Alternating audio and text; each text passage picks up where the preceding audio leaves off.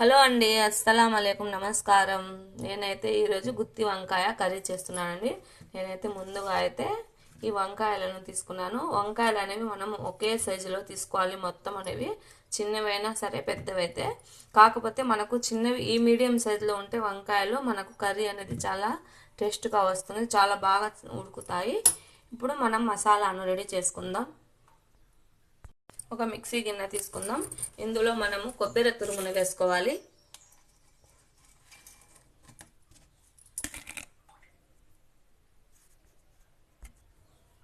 తర్వాత పల్లీలు, ఇవి ఫ్రై చేసినటువంటివి. తర్వాత ఇందులోనే 2 టేబుల్ స్పూన్ల కారం,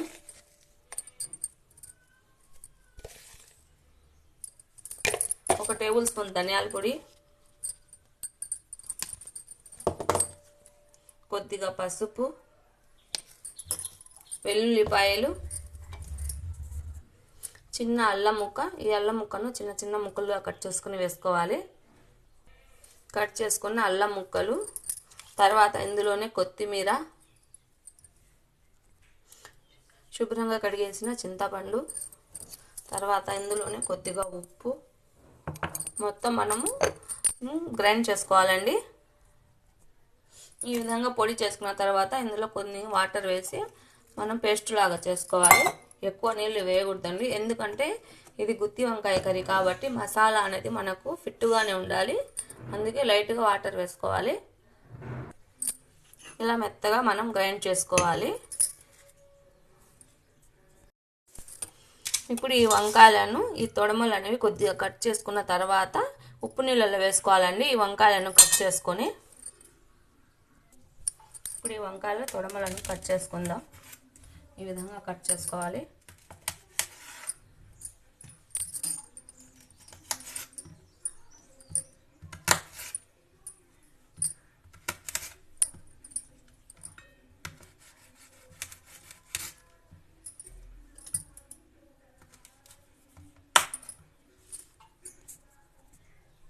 మొత్తం తొడమలు కట్ చేసుకున్నామండి. ఇప్పుడు వీటిని 4 భాగాలుగా చేసుకోవాలి. ఇప్పుడు ఈ వాటర్లో మనం కొద్దిగా ఉప్పుని వేసుకోవాలి.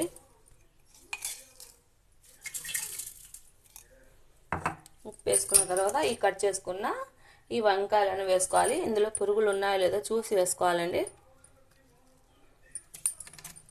ఇలా మొత్తం ఇదే విధంగా కట్ చేసుకోవాలి.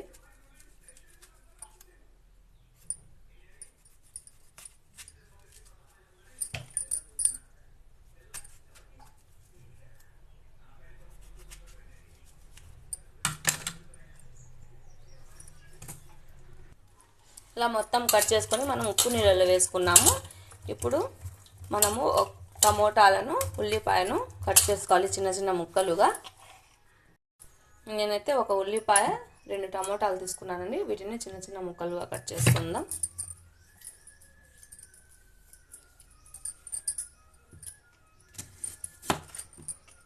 ఈ విధంగా కట్ చేసుకోవాలి.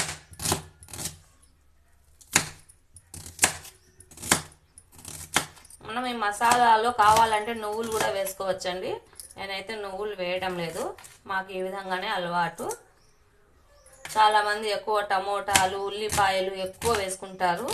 మనం ఎక్కువ వేసుకోవాల్సిన అవసరం లేదు.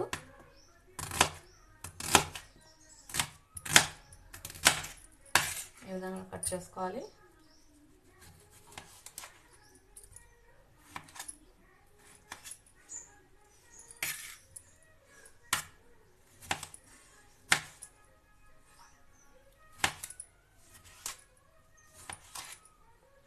ఈ టమోటాలు అనేది కట్ చేసుకుని మసాలాలు కూడా వేసుకొని గ్రైండ్ చేసుకుంటారండి.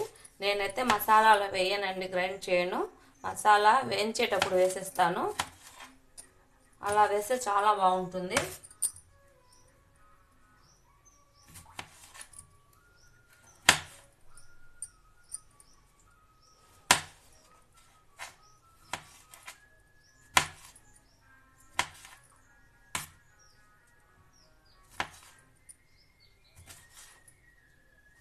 ఇలా మొత్తం కట్ చేసుకున్నాము. ఇప్పుడు మనము ఈ వంకాయల్లోకి మనం మసాలాను పట్టాలి. ఇప్పుడు మసాలా పట్టేద్దాం. ఇప్పుడు ఈ మసాలా అనేది వంకాయలు ఒక్కొక్కటి దానికి పెట్టేద్దాం.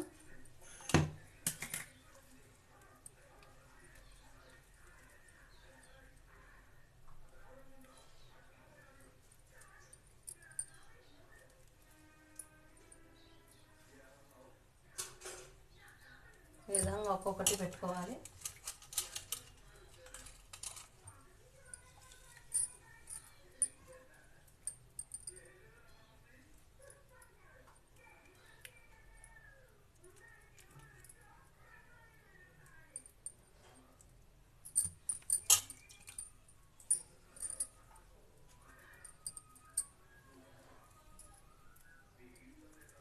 మొత్తం ఇదే విధంగా మనము మసాలా అనేది ఈ వంకాయల్లోకి పెట్టుకోవాలి. మొత్తం వంకాయలకు మనం మసాలా పట్టేసినామండి. ఈ మిగిలిన మసాలా అనేది మనము ఫ్రై చేసుకునేటప్పుడు వేసుకోవాలి. ఇప్పుడు మనము స్టవ్ వెలిగించుకుని ఒక కుక్కర్ పెట్టుకుందాం.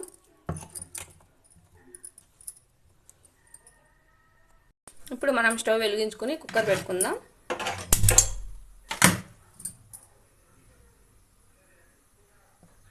వంకాయ కర్రీకి మనకు ఆయిల్ అనేది కొద్దిగా ఎక్కువగానే పడుతుందండి. నేనైతే 4 టేబుల్ స్పూన్ల ఆయిల్ని వేసుకుంటున్నాను.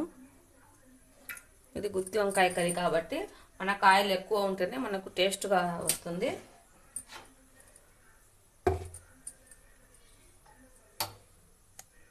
మనకు ఆయిల్ హీట్ ఎక్కింది. ముందుగా కొన్ని ఆవాలను వేసుకుందాం. తర్వాత కరివేపాకు, ఎండుమిర్చి, తర్వాత కట్ చేసుకున్న ఉల్లిపాయలు. ఈ ఉల్లిపాయలు అనేది మనకు బ్రౌన్ కలర్ వచ్చేంత వరకు వేగనివ్వాలి.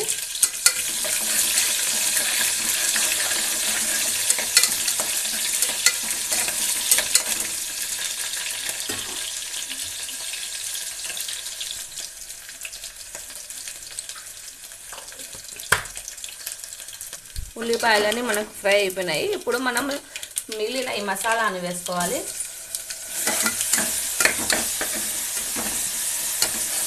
ఈ మసాలాను మనం బాగా వేగనివ్వాలి. అప్పుడే మనకు కర్రీ అనేది చాలా టేస్ట్గా వస్తుంది.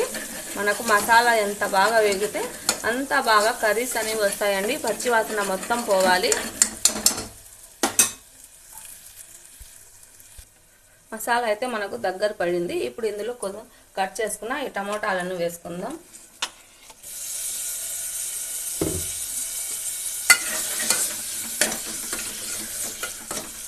ఇప్పుడు ఈ టమోటాలన్నీ మసాలా మగ్గించుకోవాలి. కొద్దిగా ఉప్పు వేసుకుంటున్నాను. ముందు మనం మసాలాలో కొద్దిగా వేసుకున్నాము, తర్వాత కొద్దిగా వేసుకుందాం. టేస్ట్కి సరిపడినంత చూసి వేసుకోవాలండి ఉప్పు అనేది. మసాలా అంతా మనకు పచ్చివాసన పోయిందండి. ఇప్పుడు ఇందులోనే మనము మసాలా పెట్టిన ఈ వంకాయలను వేసుకోవాలి.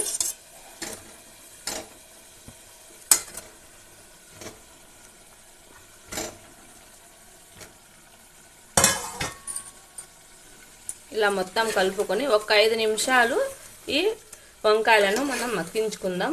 మసాలా బాగా పడుతుంది ఈ విధంగా చేసుకుంటే. చిన్న మంట మీద పెట్టుకోవాలి. ఇప్పుడు మూత పెట్టేసుకుందాం.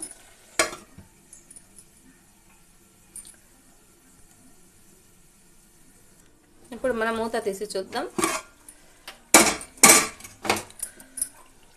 ఒకసారి మొత్తం తిప్పుకుందాం.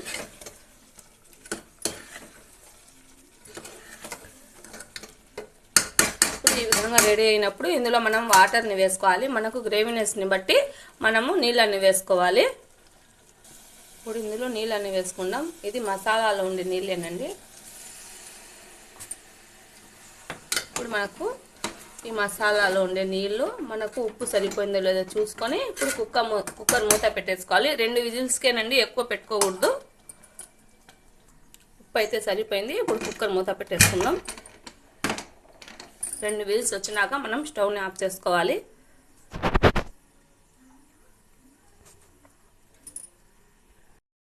మనకు విజిల్స్ అనేవి వస్తున్నాయండి. ఒకటి వచ్చింది. ఇంకోటి విజిల్స్ వచ్చినాక మనం స్టవ్ ఆఫ్ చేసుకోవాలి. అందులో ఉండే గ్యాస్ మొత్తం పోయినాక ఒక 10 నిమిషాల తర్వాత మనం కుక్కర్ మూత అనేది విప్పదీసుకోవాలి. ముందుగానే కుక్కర్ మూత అనేది విప్పదీయకూడదు. ఇప్పుడు 2వ విజిల్ కూడా వచ్చేస్తుంది.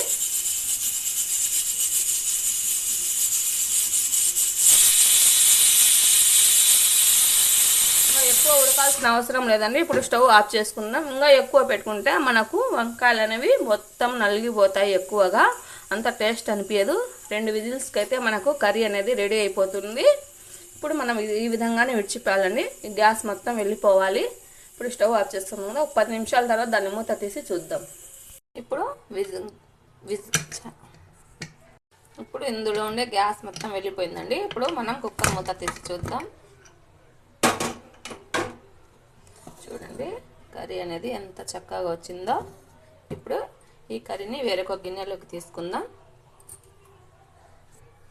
నేనైతే ఈ వంకాయలను ఈ గిన్నెలోకి తీసుకుంటున్నాను.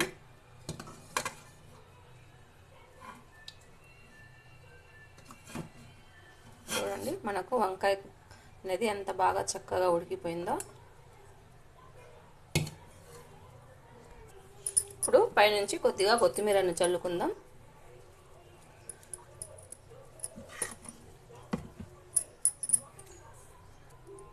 మనకు గుత్తి వంకాయ కర్రీ అనేది రెడీ అయిపోయిందండి. మీరు కూడా ఒకసారి ట్రై చేసి చూడండి, చాలా బాగుంటుంది. ఎంతో టేస్టీకరమైన మనకు గుత్తి వంకాయ కర్రీ అనేది రెడీ అయిపోయిందండి. మీరు కూడా ఒకసారి ట్రై చేసి చూడండి, చాలా బాగుంటుంది. మనకు కూరగాయల్లో గుత్తి వంకాయ కర్రీ అంటే చాలా ఇష్టంగా తింటారండి చాలా మంది. మీరు కూడా ఒకసారి ట్రై చేసి చూడండి, చాలా బాగుంటుంది. లైక్ చేయండి, షేర్. మనకు ఎంతో రుచికరమైన గుత్తి వంకాయ కర్రీ అనేది రెడీ అయిపోయింది. మీరు కూడా ఒకసారి ట్రై చేసి చూడండి, చాలా బాగుంటుంది. లైక్ చేయండి, షేర్ చేయండి, కమెంట్స్ పెట్టండి, సబ్స్క్రైబ్ చేయండి. సబ్స్క్రైబ్ చేయడం మర్చిపోకండి. Please subscribe me. Allah Hafeez.